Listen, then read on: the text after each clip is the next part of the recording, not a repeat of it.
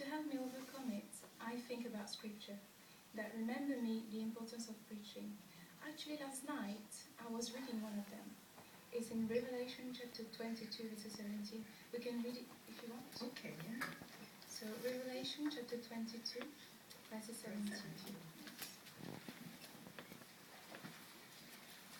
It says, and the Spirit and the bride keep on saying, come, and let anyone hearing say, come, and let anyone thirsting come, let anyone that wishes take life's water free.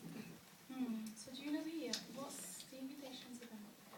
Well, it says to drink life's water. I think so. It reminds me of what Jesus said to the Samaritan woman. That's right. And do you have any idea what this water symbolizes? Yes, I think we studied this before. It's the arrangement that Jesus made for people to get everlasting life. Yes? Yes. And do you think Jesus could let people aware of this arrangement? Yes, I think he would have to talk about it, and by preaching the good news of the kingdom. I think that is why he sent his disciples out, isn't it, to different places. Right, okay. So you see, today is the same. There's a lot of people who need to hear this invitation, and this is why Jehovah lets the bride, which is the anointed Christian living on the earth, and with the collaboration of the Spirit, which is inspired word, the Bible, to say come. So in what way they say come?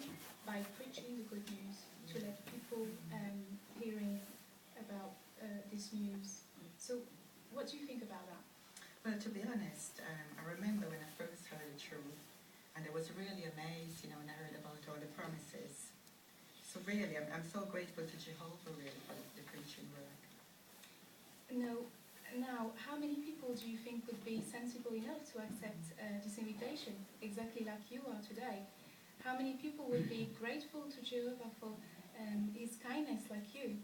We don't know. I don't know. Yes. All we know is we must collaborate with the Spirit and the bride to say come. So also, it's good to know that Jehovah attached great importance to our preaching work. If you read Romans chapter 10, verse 15, we can read it together if you want. So Romans chapter 10, verse 15.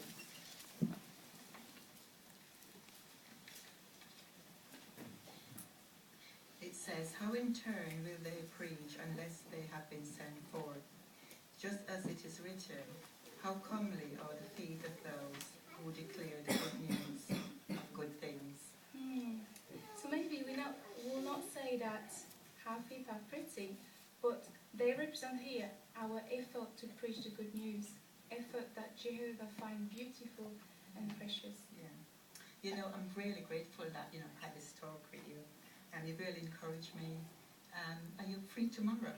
Yes, why not? Morning, maybe we could go and minister, and I try to remember what you said. Why not? That's a good idea. Thank you. Thank you.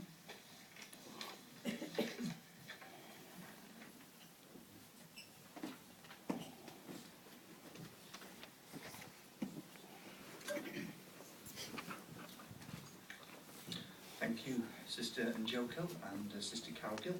Appreciated that. You can breathe easily again now, can't you? So that was a lovely discussion. Again, it was friendly, it was helpful, and we're just looking at study 3, which is on page 89, and that deals with the thought of correct pronunciation. And of course, it's always a challenge. Pronunciation is a challenge when we're not speaking in our first language.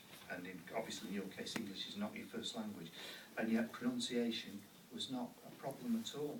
It mentions languages that follow consistent rules such as Greek, Spanish and Zulu. Of course we're not going to talk in Zulu, but just interesting because grammatical rules of course differ with various languages. Even between English and French there are obviously many grammatical differences in gender and so on.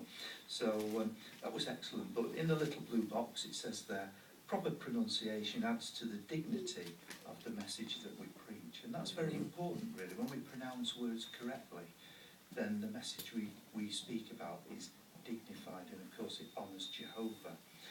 And it goes on to say it allows a listener's attention to be focused on the message we preach rather than on any mistakes in pronunciation. So that was excellent. And it goes on to say, just on page 90, the last paragraph, just simple measures sometimes with the pronunciation. In everyday speech, it is usually best to employ words with which you are well acquainted. Keep it simple, and that's fine.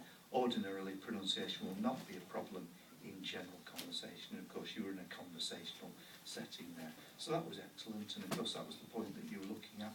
So we look forward to your next talk. So that was excellent. Thank you, Sister NDJOKO. So now we have our final speaker, volunteer at short notice, Brother Foster. Do Jehovah's Witnesses believe